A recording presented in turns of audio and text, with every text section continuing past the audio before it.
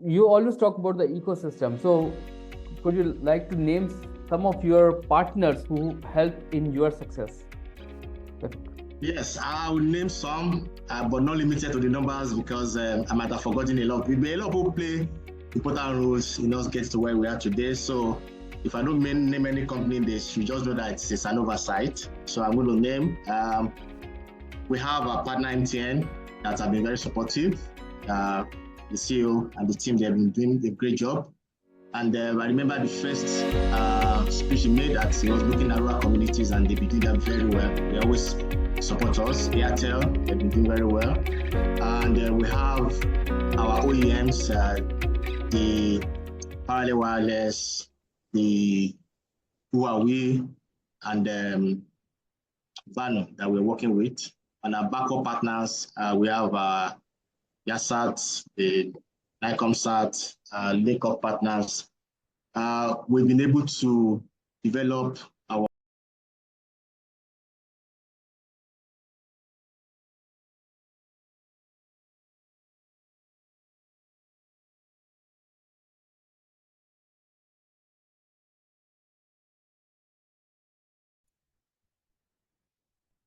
Welcome to another exciting episode of Value Seller Talks with Deepak Bajaj. Today we have an extraordinary guest who is revolutionizing the telecommunication industry, specifically in rural areas. Yes, you heard it correct. It's a rural areas which is an unconnected world in today's century also. Uh, he has an over 2.5 decades of experience in the telecom industry, leading innovative solutions for connectivity and digital inclusions. Please welcome Morenikeji Aniye, founder and CEO of Hotspot Network Limited, based in Nigeria, Africa. He has already contributed in the success of global operators such as MTN Zain, which explains how he is deeply connected with Africa and understand the pain area of Africans who are still unconnected. Mo is a man who knows how to create profitable business models while serving and providing the basic connectivity rights in affordable manner. He has a vision to uplift Africa and Africans, create global benchmark to provide quality and assist Africans youth through his initiative. He's always been a center of global attraction, represent at various international stages, and definitely we are not going to miss this MWC Barcelona, which is coming next week. So let's dive deep into his journey, insight, and vision for the future. So Mo, welcome to the show. Thank you so much, and thanks for having me here. I'm looking forward to a very exciting time with you, and we're happy to go. Right. So thank you for taking the time. I know it's a very busy week for you as well. And the next week you are going to Barcelona. So we wish you a best of luck. And definitely a lot of people are waiting for you to share your innovations, your thought processes, which can be replicated in their countries, in their geographies. Yeah, So thank you so much. Mo, I know your achievements, your credentials are extraordinary and it's unmatchable. But we would like to understand you as a person first. Well, thank you so much. Thanks for the lovely question. Mo, as I'm fondly called, I'm a very passionate individual who has always been fascinated by technology and its potential to transform lives. I believe in the power of innovation and an ability to actually solve technical solutions. I'm somebody that likes to learn, continuous learning. I like growth. I like impact. I love to see growth. You know, I like to collaborate with people. I believe I enjoy meaningful connections. I like to drive businesses. So it's been quite some myself. So I love to work with people. I love to drive innovations. I love to create ideas and I follow it through. So and I love mentorship. I love to work with a lot of people. So in a nutshell, I think I'm a good person, and I love to drive a digital change. Definitely, because your mentorship and your attitude of giving back to society is self-explanatory. So, Yes. and, and thanks for becoming an benchmark for many people who knows you personally and who wants to become like you. Yeah. So, Mo, we would like to understand your journey from an engineer to CEO of hotspot networks. So, I'm pretty much sure it would be a roller coaster ride for you. But how this transition happened? Well, the transition from an engineer to being the CEO of a rural network as a service company, a telecom infrastructure provider, it's been quite a very challenging one. Like most engineers, as an engineer, you'll be fully, deeply focused on technical side of things, trying to solve problems, designing solutions, planning, optimizing network, Mm. But as I progressed in my career, I believe I realized that it wasn't just about the technology itself. It's about understanding the bigger picture, you know, and the bigger picture is how technology will impact organization, people, industries at large, and most importantly, how we can impact on the unconnected uh, of Nigerians. My transition to leadership, it came as a natural progression, and while I was working at MTN, V-Mobile, Airtel days, I could see myself taking up more responsibility over time, taking over ownership of a big network. When I joined MTN, we started with about just one base stations, and I was able to grow to a very sizable number. And we were encouraged to take ownership of the network, you drive the processes, and there's no limitation to what you can do as an engineer. So it gave me that leeway. At some point, I led a team that did the cutover of a whole region from one OEM to the another OEM. So that gave me that belief that, look, with these responsibilities I'm taking up, and I can take it to the next level. So it's quite a bit of adaptation, transition from being an engineer, reposition of mind to be a CEO of an organization. So I had to adapt myself to the transition and to the change. And I thank God to where we are today. All right. So the mindset, the belief, and the passion to do something extraordinary with the limited resources, that transition is really, really remarkable. Yes. Yeah. I remember you said something about the roller coaster. The roller coaster side of it was both daunting and exciting. There are times you have your self-doubt that, can I do this?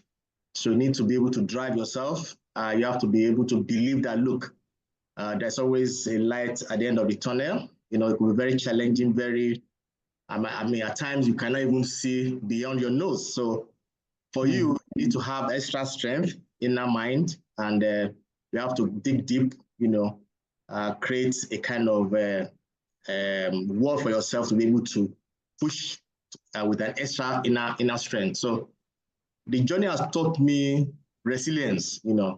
If you want to work in Nigeria, if you want to do business in Nigeria, resilience, you have to learn how to be very resilient. So the journey has taught me to be very resilient, to be proactive, and also it has taught me to be flexible, and it's not, you can't do things just in a one straight jacket way.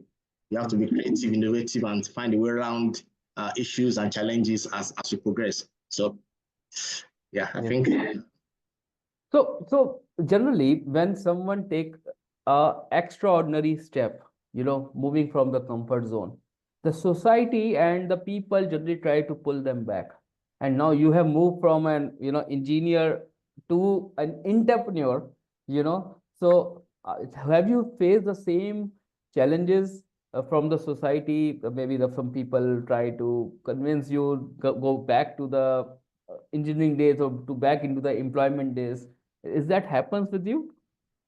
Yes, definitely it happened. Uh, at some point when I embarked on the journey Mm, of being an entrepreneur to set up a business, at some point it became very dark, very clouded, and I almost thought of going back to paid employment. But there is a saying that when you're short and you're running from an armed robber, it's either you stop and they catch up with you, or you keep running until you run into safety. So I just decided to take that dive and mm, pursued, and I kept going on. And I'm happy I have friends that encourage me along the line, very good friends that will always say, you're on the right path, things can always get better. Even it seems very dark now, we can push through and get things done. So yeah, and at the same time, I have people that will say, hey, you left good paid employment to run a rat race. You're on your own. You fix your issues, and so it's a mix of things. But what can we do?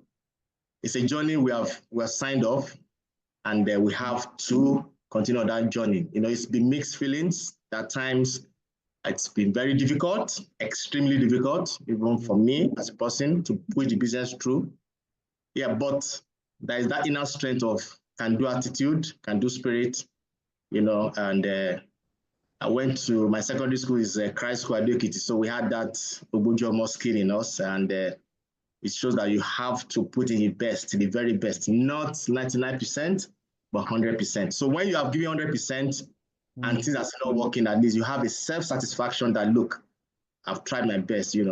And there's always, at the end of the day, there's always a way out. It's just a small window whereby you can come out and say, hey, I've been able to push to this end. What next? So, and you move to the next and to the next. And that's how we are today. What next? That's the beautiful message which you have given. And thanks for bringing, because there's so many entrepreneurs who are connected and who are listening to this podcast, and they generally got some type of feeling that, enough is enough, let's go back. But your journey can be a real inspirational, a real story which keeps them motivated to take and think what next. So thank you for Yes, emphasizing that point. you're welcome. Now, hotspot, you know, a very important name in the industry it has become. It's become a benchmark. So tell us what is hotspot is and the purpose behind starting hotspot. Well, thank you so much. And our work basically is to um, increase the depth of the telecom infrastructure in Nigeria.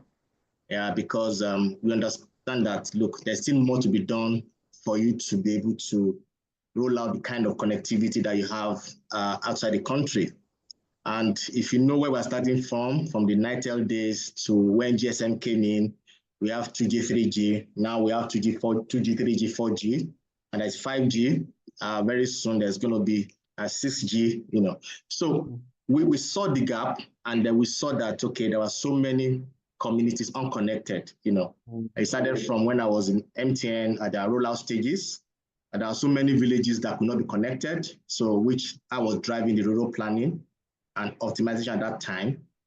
Then let me fast track to when I joined the former V-Mobile, later transitioned to Zain and Celtel, and on Celtel now Airtel. When I joined them, I was in charge of radio planning and transmission for 3 regions, and we had to decommission some telecom sites that were not meeting up the numbers, the return on investment.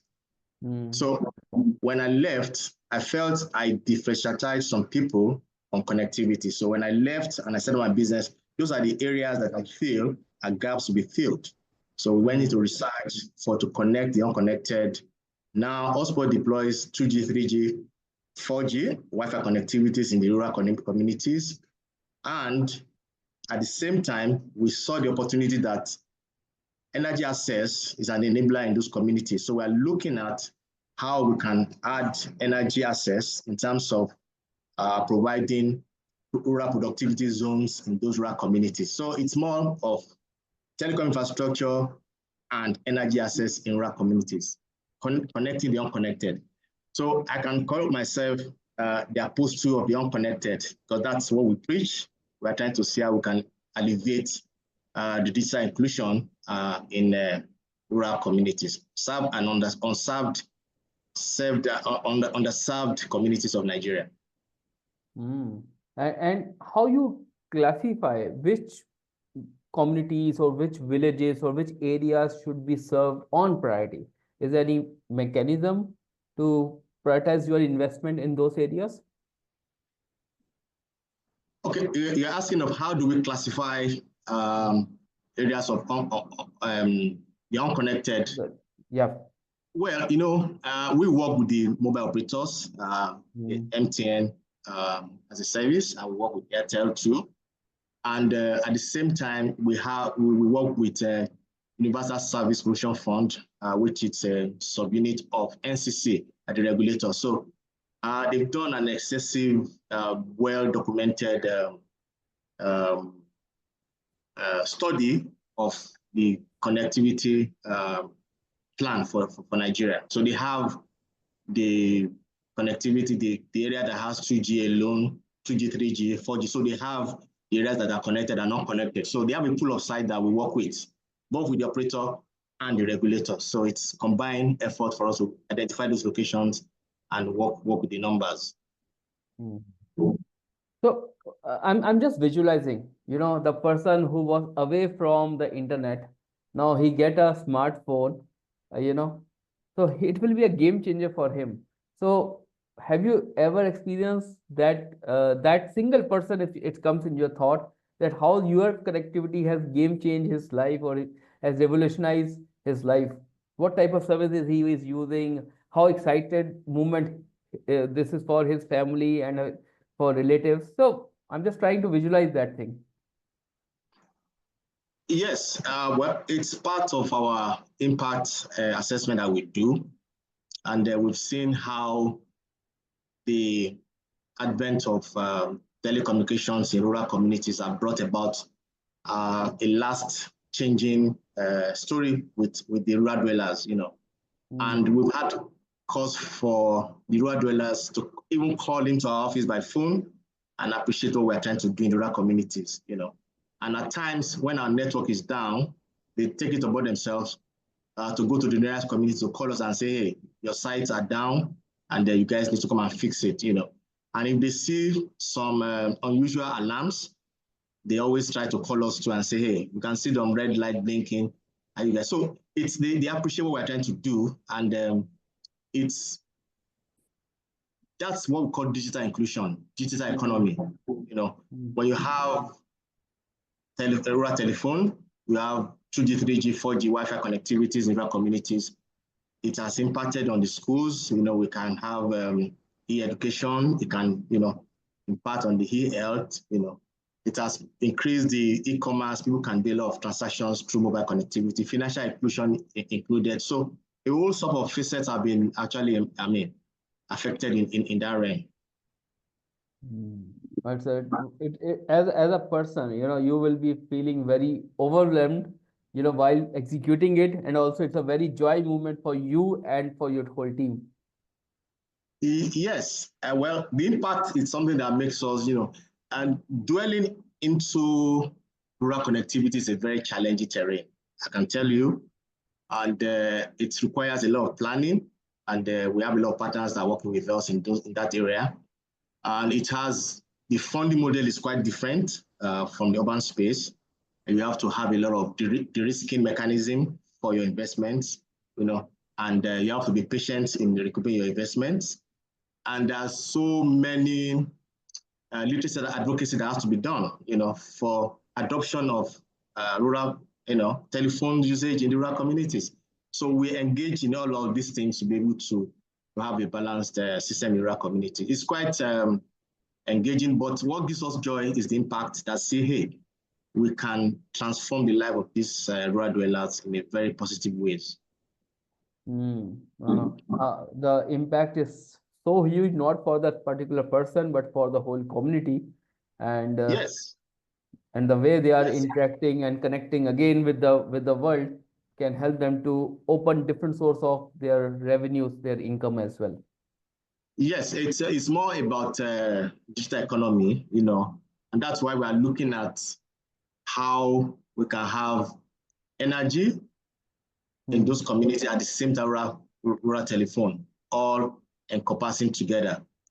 And that can create what we call rural productivity zones, where economic activities can take place in a silo, in a place in the rural communities, whereby it can increase the earnings of the rural dwellers in those areas. They can easily pay for mobile top-ups. At the same time, they can have where they can charge their phones, because we also have a charging point in the rural communities. Some of these mobile charging bays are used to empower the women in those communities. They have access to a charging bay and collect a peanut on it. So those are the impacts we see in those communities. Very, very, very social cost, and Yes. helping the mankind, and the connectivity is the basic element, which we say, the food, clothes, and the shelter, and now it's become a connectivity. You cannot remain unconnected in today's world. So Yes. thanks for bringing that up. It reminds me another question, that why the most of the operators don't prioritize rural connectivity, and where the hotspot fill in the gap. Well, I would disagree that the mobile operators don't prioritize rural connectivity. They do prioritize rural connectivity. That's why they are working with partners like Hotspot and other rural network as a service provider. If they don't prioritize it, they won't be engaging us to work with them. So it's more of a collaboration and partnership, and which we give kudos to the mobile operators for allowing us to work with them in that. So where we fill in the gap is that we have tailored solutions for rural communities. It's like a miniatured solution that will take care of that village alone, without wasting excess powers, wasting transmission, wasting a lot of things. So you miniature the solution for rural communities. And we have 2G, 3G, 2G, 4G, and with time, we're looking at 5G that can go into IoT-driven activities. That's one of the things we do as we proceed. But let's focus on our 4G, densification of our rural communities. So, and our solution is scalable, it's upgradable, it's affordable, and that's the reason why we are working with the operators to give a more scalable solution that's more affordable. You narrow your capex to your expected return on investment. And also, we fill in the gap to address the digital divide. And imagine when COVID, at the beginning of COVID, that's when we did our proof of concept with MTN. And we are very lucky that throughout the COVID period, our sites were up and running, and we're able to demonstrate that, look, there's going to be so much reliance on digital life. Yes. So it was easy for MTN to say, hey, let's work on that route. Your POCs have been very successful, and there's so much leverage, dependence on mobile connectivity going forward. And that is one of the areas that we feel. And also, we support the local economies through our rural productivity zones. We enhance education and health in those area communities. So there's so many areas that we're filling in. In terms of agriculture, the farmers can have access to mobile connectivity, have access to market, have access to, we have a program that we work with NITDA on the NAFSA project.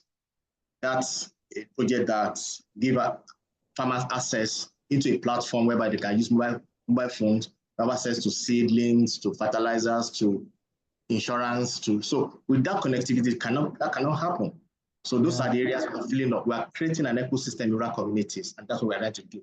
It's not only about dropping rural connectivity and go. It's about sustaining rural connectivity and creating a very viable economy in that in those areas.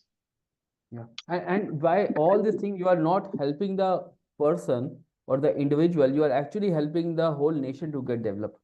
Because if you increase the productivity of a per person, or we call it a GDP per person, if we able to enhance, the whole country will be getting the benefit out of it.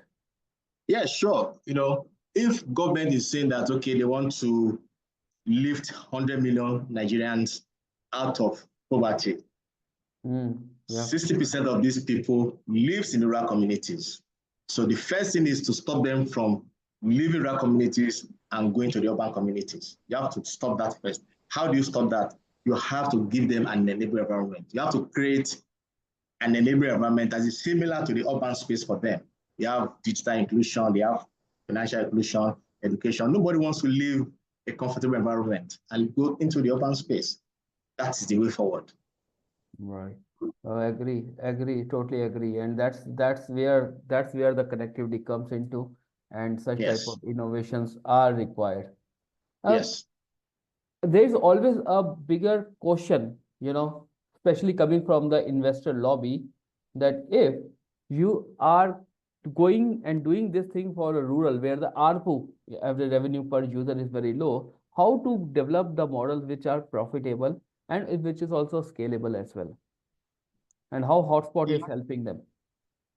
Yes, well, it's a very challenging environment when it comes to the affordability of mobile phones, the affordability of top-ups for your mobile phones.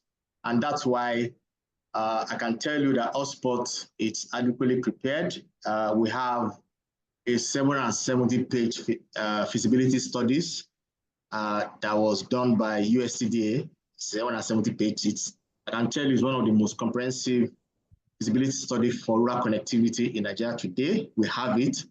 And we have a desktop study done with support of InfraCredit by KFW that supported us to do a desktop study on how to de-risk, how to roll out rural telephone and how to de-risk rural communities. So the financial model is quite different. That's why you need to be very creative with your funding structure, and that's why we are working with the likes of InfraCredit. They've been very, very supportive, and they've carried us through the process of highly technical due diligence, and they've worked through the financial models with us, and they've been able to look at mechanisms of innovative funding, creative funding, blended financing, how to de-risk our financial model, how to de-risk our investment. So we already have that structure spelled out on how the funding should grow, how to invest in the money and into the business, and how to move. Our 6 month, 1 year, 3 year plan is already there, and how we will scale up our investment. So we are well prepared for that. That's why I said that the investment is quite different from where you are doing urban space. You need a lot of patient capitals. You have to have a lot of de-risking mechanisms, and you have to have the mind to go into rural communities. It's not everybody that has the mind to go to rural community. You must have something that is driving you. You must have the passion, So, and at times when we're a bit down and we are looking at issues, but when we look at the impact that we're creating and where we want to get to, we're putting on our thinking hats on, and we start pushing again. No, I agree. Coming back again, feeling low and then coming to neutral and then, taking another step, it takes a lot of courage. I totally understand. And I think that the smile which comes at the person's face, that is the real motivational factor for you, to put one more, investment. Yes, investment, yes, well, our investors want their money back, that's why we have to explain the risking mechanism, how the funds will come in, it has to be a patient capital, it has to be a long-term investment. And investing in rural communities is quite good. It's very interesting. And, we have a lot of peasant farmers, about 70% of anchor farmers. They are in the rural communities, and that's where the money is. So we just need to find a way around it and get these guys empowered. I'm pretty much sure there are so many, successful use cases and different areas where this connectivity is going to help. No doubt on that. But would you remember any biggest hurdle which you have faced when you started transition, or maybe currently also you are facing a biggest hurdle, and how you overcome that thing? Well, the hurdles were at the beginning, and that's why it took us a long period of time to start the rollout, because first of all, you have to understand, at the beginning, we had a lot of loans from commercial banks, but we sat down, we look at it and look, if we are going to get a loan at that time, about 23%, it's about 33% now. And you have about 1 year to pay back. It's going to be a tall order. You might not be able to meet up and you're going to have issues. So it was not easy for us. So we have to look for partners that funded, individual funds, personal funds. At times I have to sell some of my properties to be able to meet up with the numbers, because we believe in what we're trying to do. Our partners to our other partners to put in some funds, then to overcome the funding, we had to start working with InfraCredit. They supported us with a lot of the risk mechanism. We have access to a long-term loan from them. They are able to guarantee some sizable number of funds for us, backed by InfraCredit. So, and we'll be able to access those funds on achieving a milestone. So we're working with them to put access funds, and that's the major issue, is actually funding. And other issues are probably security issues that we have to find a way around it. It's a common thing in Nigeria, but the government is working around the clock to resolve it, and we cannot, because of that, stop rolling out. It will come and go. The government are doing their best to resolve the security issues, and we hope to push forward. So basically, it's more of funding, more of getting the right funding partners. And what about the adoption? At that time, obviously the rural community are happy to adopt it, but getting the permissions and acquisitions and approvals, I'm pretty much sure that would also be a nightmare at the initial stages. Well, acquisitions, we always try to engage the locals. We don't just go into rural communities without engaging the locals, the chiefs in those rural communities. So they have a stake in the business, So for us to acquire a location, we have to meet the traditional ruler of that community and the youth of that community. So make it a part of the project. So community engagement, And we get our permits, local government permits, bid cap permits. It might take a time, but we always get it out. It could be challenging, but it's something we have to work around it. And also because we have a partner in USPF and SEC, we have what we are trying to do. So anytime we have a brick wall, we always run to them, and they always comfort for us to see how they can mediate in those issues and move forward. Yeah, it's a building a whole ecosystem, Yes. and convincing that ecosystem, yes, it has a future. It has, its legs to walk around. Yes. So again, because rural, again, I'm more curious on this thing. Cost plays a very important role, because if you have to share the benefit of cost to the end user, who don't have much capacity, so you have to reduce your costs. So what are the measures which you are taking to reduce your own operational as well as capex cost? Yes, we need to understand the models and make it profitable. That's why we're working with the likes of USCDA that did feasibility studies for us. So we have a study that shows us how to go about our deployment. We have a financial model that must meet the numbers. We have it just studied by KFW, IFRA credit. You understand? So we need to look at our CAPEX structure.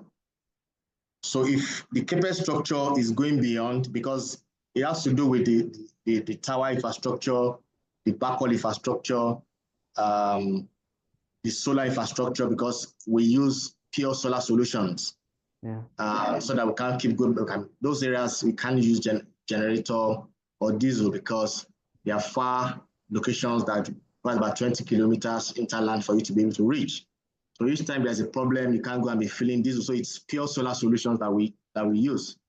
So we were very creative in our approach to deployment, and that's why we have the blended financing arrangement to reduce our exposures. We have the support from Universal Service Provision Funds, whereby they support our rollout, and then we have the public-private partnership initiatives that we have to be able to, and also we try to create an ecosystem whereby the villagers themselves can be able to afford, to pay for the phones. And we have a charging point, because if there's a rural telephone network, there's no charging point, and you cannot charge your phone, then there's no point putting an infrastructure there. So we create a platform for them to charge their phones.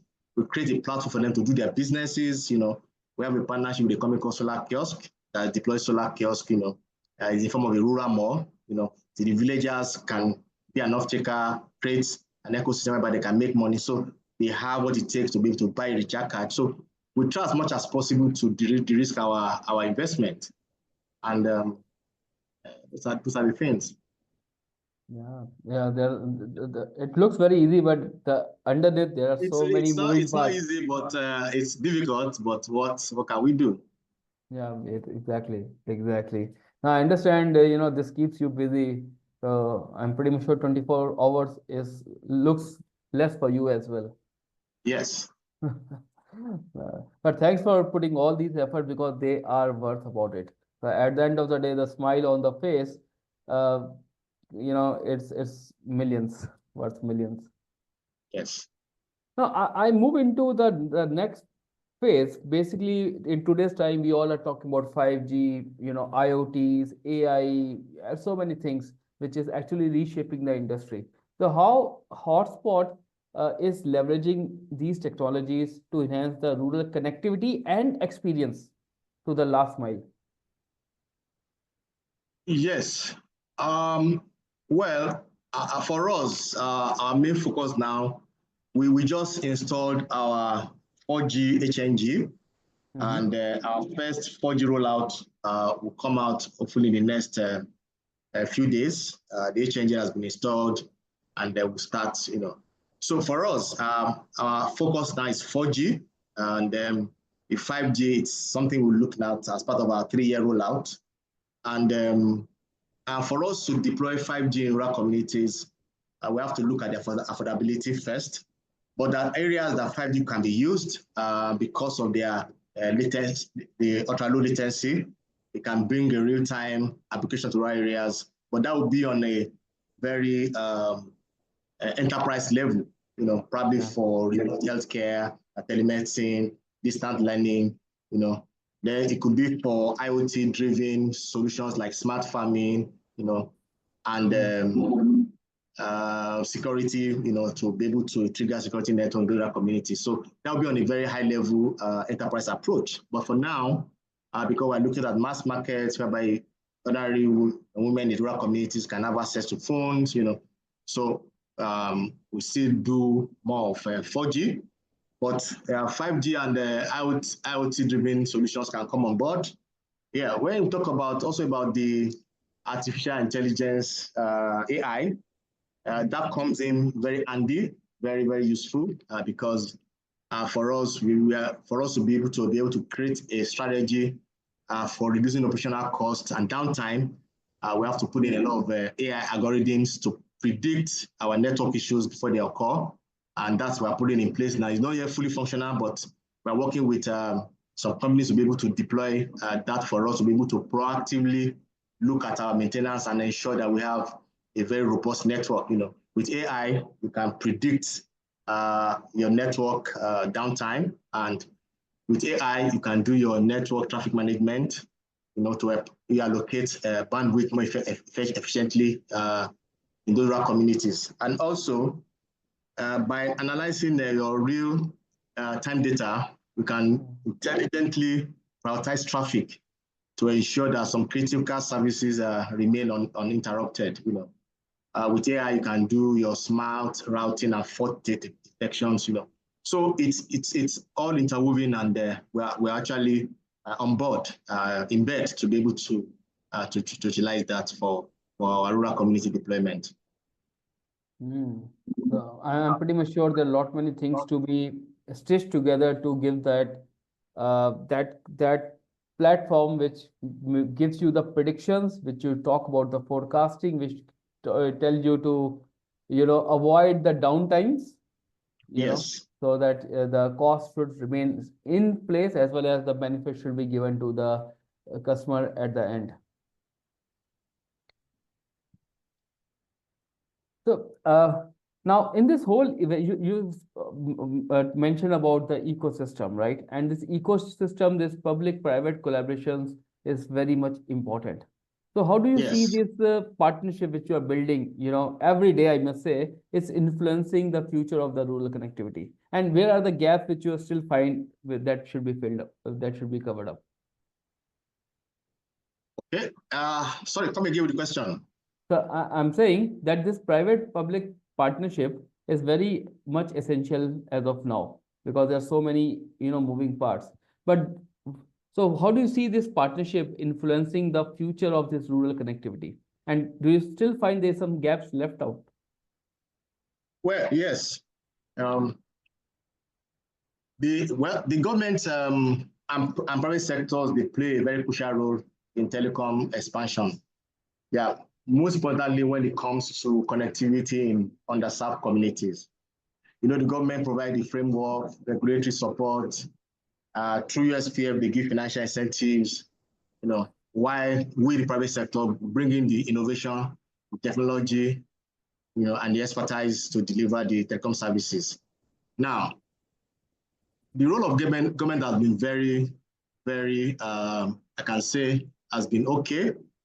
Yeah, because with this new government now, they've been able to bring in a policy whereby they can increase the fiber reach to about 90,000 kilometers, which I believe the rural communities should be better beneficiaries of this infrastructure.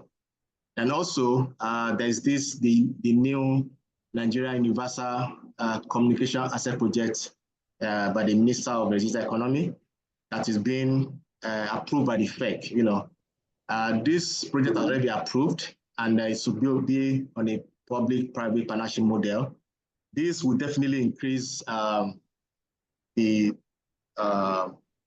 rollout of more communities that can easily, in a faster model, So I think the partnership with the government is very much welcome, and these are areas which we have advocated for a very long time, And when we started the idea of going to rural communities, we mooted that idea as far back as 2016, myself and my team, and people never believed in us.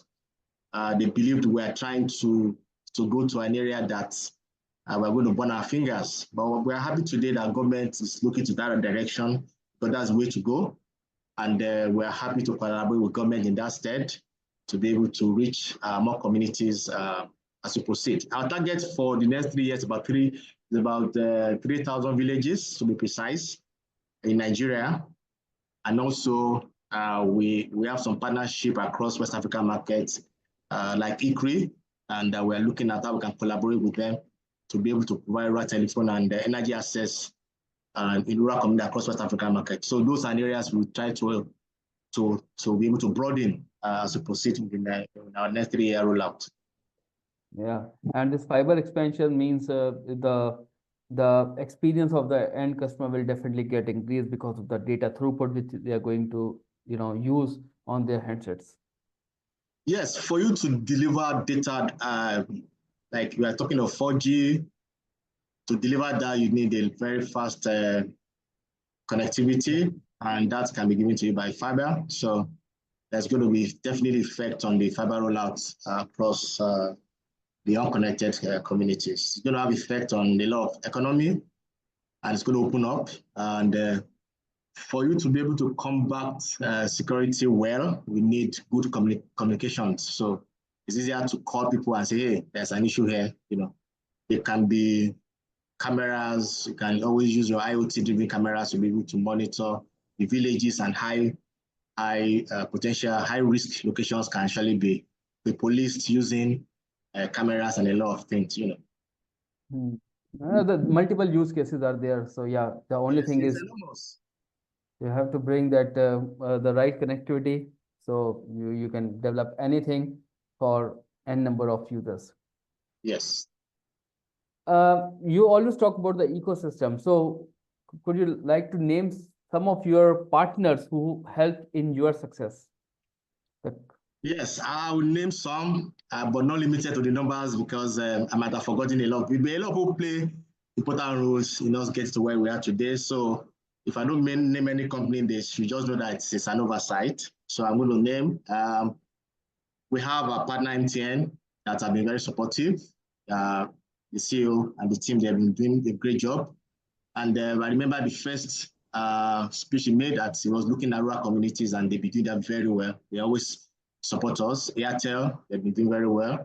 And we have our OEMs, the Parallel Wireless, the Huawei, and Vano that we're working with.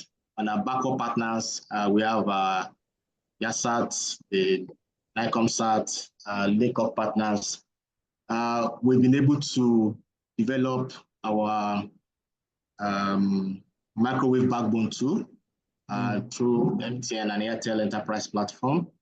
We're in talk with Galaxy Backbone for us to be able to leverage on their extensive fiber optics network to be able to access some of our roads, of our sites. And most importantly, InfraCredit has been very supportive. They've been looking at how we roll out, how they de-risk the business, creating guarantees for us. They've been our number one supporter in this rural rollout. And it's because they believe in us, that's why we have been able to go this far. And they've worked with the likes of KFW, FCDO, USCDA, and also we have been able to get support from SC for All. And we have the likes of Rural Electrification Agency coming to our aid through the NEP program and productive use of energy. So they've been very supportive of us. We have the likes of some of the mini-grid operators. We have a collaboration with the mini-grid operators whereby we put in our telecom infrastructure in the mini-grid locations. We have the GVE, ACOB lights, and we have Ox Power working with us. We have Blue Camel supporting us, and then we have Energy, solar partners supporting us. So we've been able to spin out a lot of collaborators. We have the USPF that's been there. And also we collaborate with NITDA in areas of how the farmers can have access to digital inclusion. So we are working with them in that stead. And we still have a lot of partners, solar kiosks that we're working with that are working with us on our rural mall, creating how the communities can have access to a rural productivity zone. So those are our partners, not limited to them. And I think in our next program, I will to add more to our partners. I certainly believe that we need a next episode to talk specifically on the partner collaboration. Yes. and and why this, and that gives a very important message that why such partner ecosystem is needed. Come again?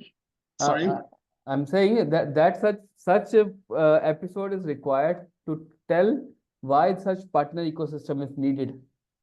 Yes, it's well, you can't do it alone. You have to spin on a lot of partnerships, a lot of stakeholders have to come up on board, and that's what we have been able to do very well, to be able to bring partners together, to be able to create ecosystems and create a sustainable, because it's not about just creating rural telephone, it's about creating a long-term and a sustainable ecosystem. Yes.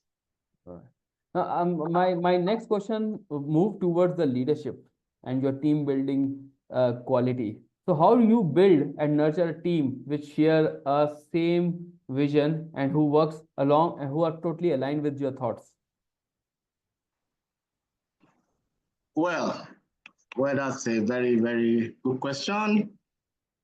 Well, in our sports, we will try to build a very dynamic culture.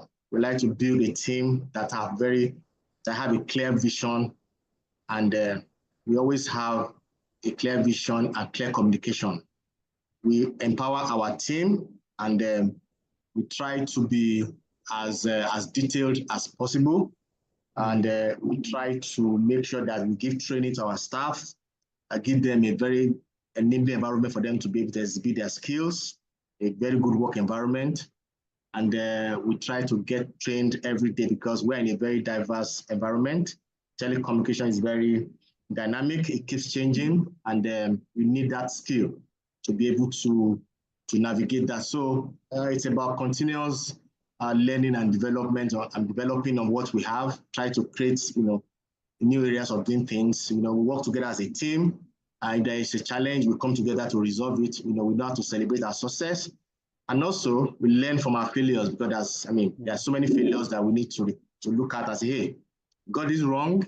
How do we now go around it? No apportioning of blame to anybody.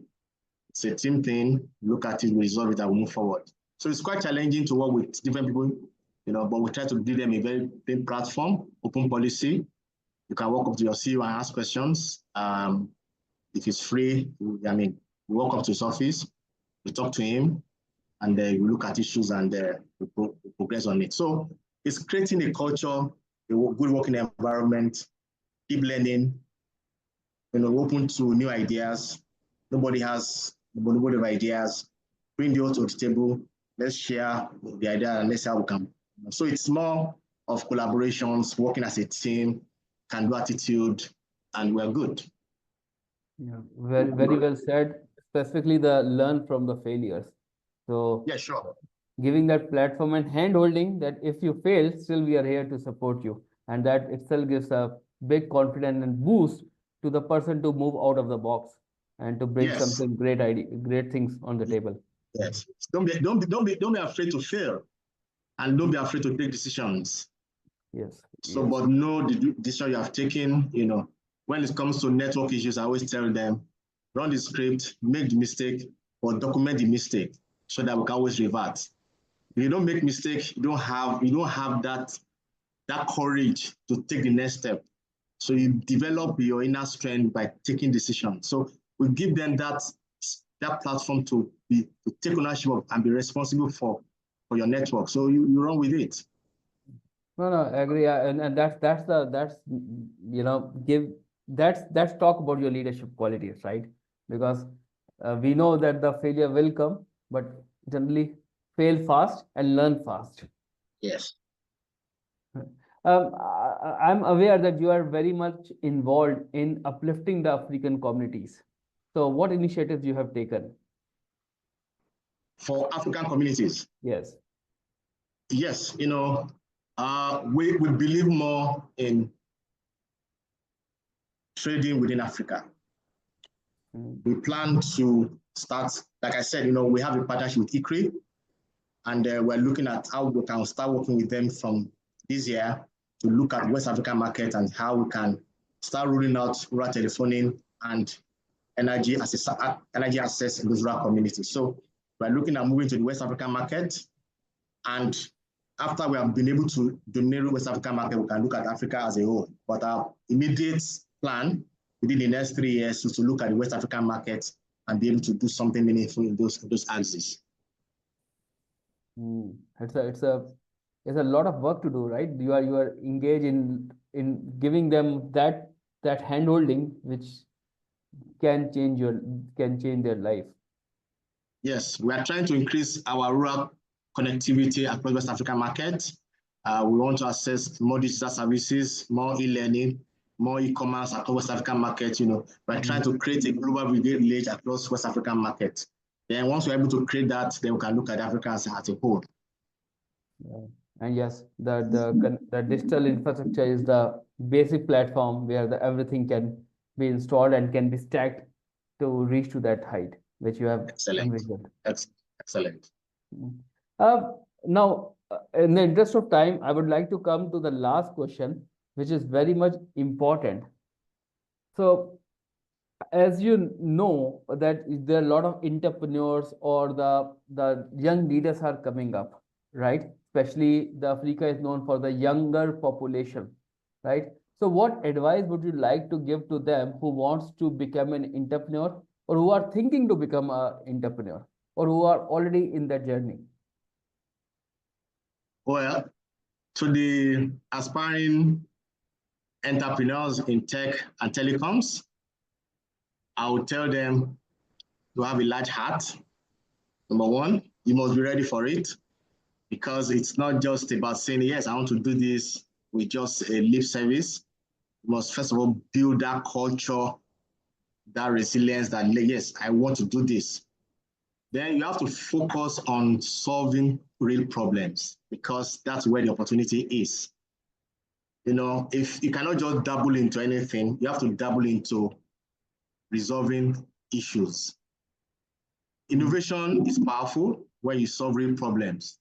You identify a challenge or need, especially in under-addressed and underdeveloped solutions. We try to come out with creative ideas to be able to resolve this. We start with a purpose-driven approach, and you have to create a long-term value in whatever you are doing.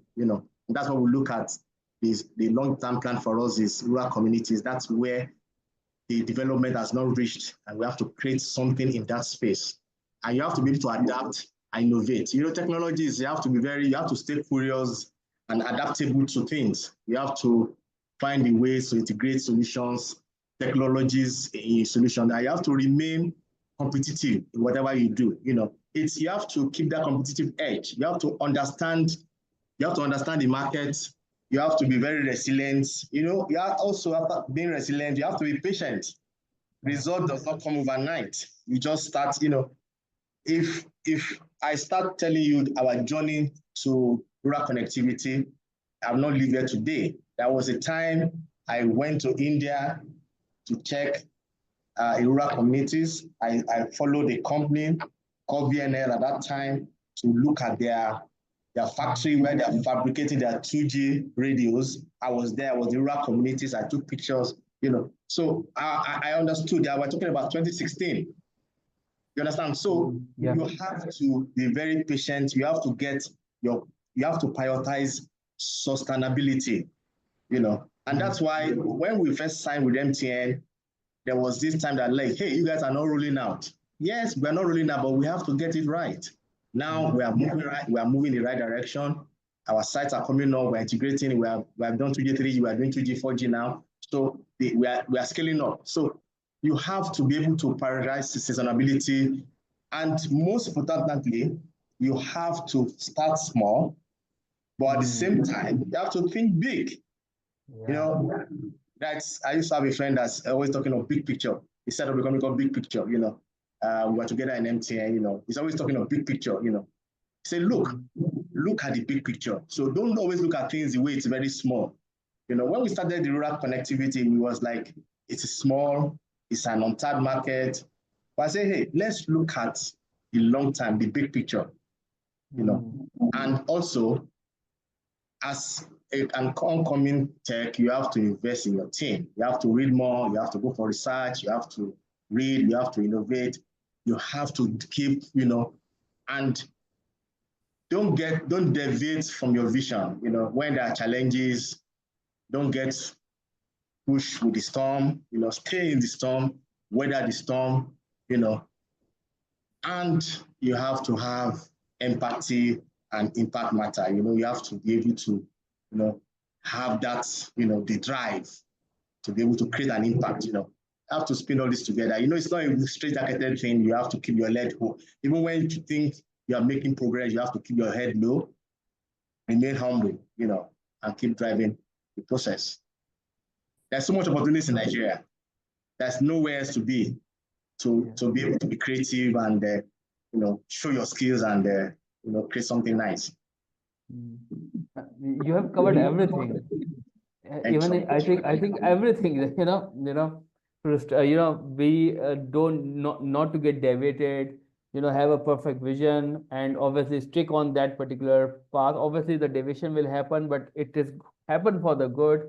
Patience is very important aspect because today people think within they can become millionaire in a couple of seconds. That doesn't happen. I remember when you talk about this 2016, when you come to India, talk about the rural structures and the learning which you have made. So obviously the all these learning has given you a stepping stone to take the next leap. Obviously with the courage which you have, which you are known for in that industry. Uh, no, you are not afraid of taking a bold steps. So that makes you a different and a respectable Yes, we leader. like we like we like making big steps, and people will like, "Are you sure you are okay?" I say, "Yes, I'm okay." We'll start the step, then we now know what's going to be the next thing. Definitely. Now, I'm pretty much sure that the audience is going to learn a lot about it. So thank you, Morenikeji. This is an eye-opening conversation because the connectivity is something which is very close to each and every person on this planet. So they Yes, understand the importance. And thank you for sharing your insights and the impactful work you are doing in thank you so much. empowering the rural connectivity, which is generally been untouched by most of the players. Thank you so much. And I want to use this opportunity to thank all our partners, people that have been able to support us, people that cannot name them here, that have given us moral support, they take it up upon themselves. Um, People that I take as my mentors, and they've been there to support with advice, and we always run to them for one or two advices. We want to thank them. People that have been helping us in the other companies, our partners, we appreciate them. And we'll continue to do our best to keep the unconnected connected. That's what we signed for. And I'm happy to see people get connected. Every day the site is activated, it's just like a happy day for me. I always keep checking the KPIs every day. And my staff will be like, "Sir, you are no longer a radio engineer." But I still keep going to the NOC to see how sites are behaving. I'll be asking questions. So it's something we enjoy doing. We're happy to do it. And we're happy to put in more effort to create a connected environment. Thank you. Thank you so much. And one more thing, uh, you know, if someone wants to get connect with you, so what would be the right channel? To get across to me, Yeah. well, email is fine. My LinkedIn is there. I always respond to people. That's why we have a lot of, we believe in the young ones. We have a lot of IT students, corpers in our office. We believe to mentor people. So a lot of them, we got them on by sending an email. So my email is there. I always reach me. Phone at times, like now I'm hooked. I mean, talking to you. I might be in meetings. I'm not a phone person, but I'm more of a WhatsApp and email. I respond to email faster than phone calls. Yeah. No, I'm pretty much sure you now I'm pretty much sure you will be getting a lot of requests and a lot of new ideas from Yeah, the sure. We people. love to have ideas because we have a lot of ideas that we had as far back as 2012, 2013. That's still very much in vogue now that we are still looking at how we can, So when we have ideas, we try to keep it, we look at it, we incubate, we have a team that works on our fleshing up our ideas and how we can, when the right time for us to start executing those plans. Yeah, it sounds very interesting, and obviously thank you for all your time. And Thank you so much. I'm happy to be here, and I'm happy to exactly, be a phone call away, an email away if you want me on the program again. Thank you so much. We're happy to share our ideas, and we're definitely. happy to learn from other people too. Right. So thank you Mo for all your valuable time. And Thank you so much. until next time, this is Deepak Bajaj signing off. Thank you, Shares, bro.